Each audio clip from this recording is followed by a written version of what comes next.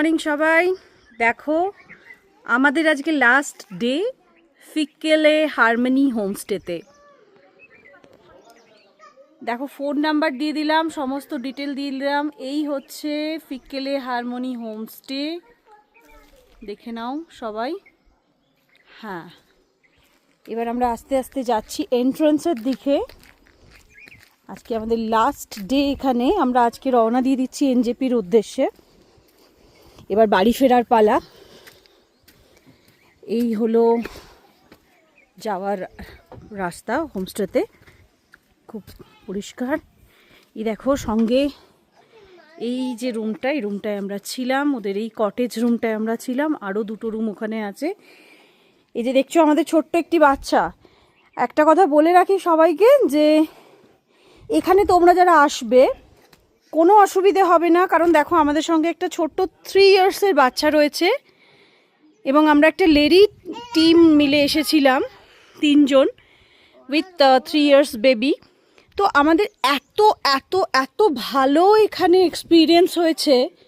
এখানকার খাওয়া দাওয়া থেকে শুরু করে বিহেভিয়ার, যারা আছেন তারা এখানে, যে দিদি দাদা এখানে চালান, কন্টিনিউ করেন এটাকে, তাদের বিহেভিয়ার, রাহুলদার তো কোনো প্রশ্নই ওঠে না। রাহুলদার তো মানে নো ডাউটলি একজন ভালো মানুষ, এবং ওনার কোঅপারেশন 100-এ 200 আমি দিতে রাজি আছি।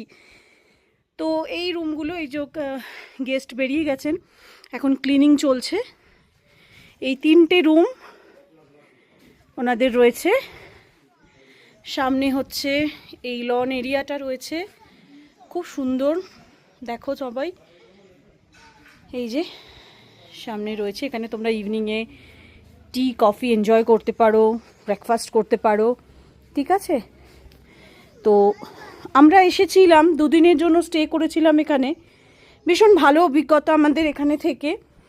এখানকার বিহেভিয়ার, যাবতীয় যা কিছু খাওয়া দাওয়া, সব কিছু মানে এভরিথিং। আমাদের বাচ্চা ছিল সঙ্গে, তো আমরা এত ভালো একটা কোঅপারেশন পেয়েছি ওনাদের থেকে, যেটা মানে ভাষায় বলা খুব সত্যিই খুব টাফ। আমরা ভেবেছিলাম কীরকম হবে জেনারেলি, যদিও আমি এর আগে ব্লগ দেখেছি, সবই আমার ভালো লেগেছে, তবু একটা মনের মধ্যে কোথাও তো একটা প্রবলেম, মানে একটা সমস্যা থেকেই যায় যে কীরকম কী পাবো, যেহেতু বাচ্চা আছে সাথে। এই হচ্ছে ওনাদের ডাইনিং এরিয়া। এখান থেকে আকাশ পরিষ্কার থাকলে খুব সুন্দর একটা ভিউ, প্রতিটা রুমই ভিউ রুম, খুব সুন্দর ভিউ আমরা পাই কাঞ্চনজঙ্ঘার। এখন একটু মেঘলা আছে বলে হয়তো অতটা ক্লিয়ার বোঝা যাচ্ছে না, বাট স্টিল